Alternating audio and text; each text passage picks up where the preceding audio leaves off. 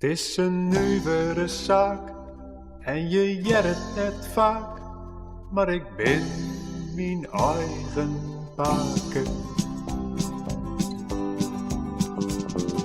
Jerelin, ik weer doe nog maar 23 jaar. Trouwde ik mooi een widow en dat makke me sablier. Ze hie een grote dochter en mijn huid ik vond haar knap. Hij waar op haar verrelen, ze bin in houwelijks bootje stapt. Ze dwaande waar mijn huid miskwam zo nu berust zak zooi. Want mijn dochter waar mijn mem, ze wie nog strouwt nou mooi mijn huid. Het waar nog ingewikkelder, zoks jere je dochs nooit. Want mijn jongen man en waar ik de huid van een zoene jonge zoon. Ik ben mijn eigen baken. Ik ben mijn eigen baken.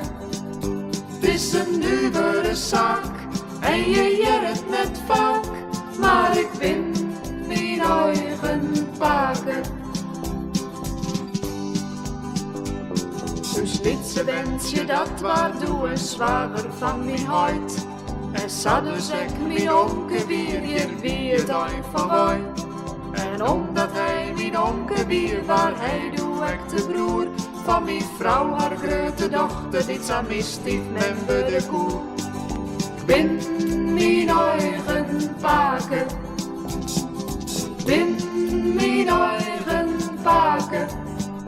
Het is een nuwere zaak en je jerrt net vaak, maar ik ben mijn eigen baken. Mijn huidsvrouw kreeg ik hem en ik dit weer een zoon. Hij moest je mij dus spaken zissen, dat weer net gewoon. Mijn vrouw is nou mijn nem aan hem, het is een raar geval. Want net al in dat mijn vrouw is, mijn beppe is tek al. Ik ben mijn eigen baken. Ik ben mijn eigen baken.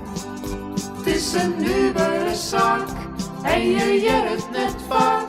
Maar ik ben mijn eigen baken.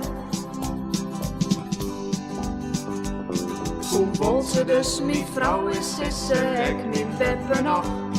Wat ik zie waar nou sisse, maar het is zelfs een keer een gok. Omdat ik haar man ben, denkt de enige zonder mis. Niet zonder te liegen, sisse kind dat er zijn eigen baken is. Ik ben mijn eigen baken. Ik ben mijn eigen baken. Het is een nuwere zaak en je jerrt net vaak, maar ik ben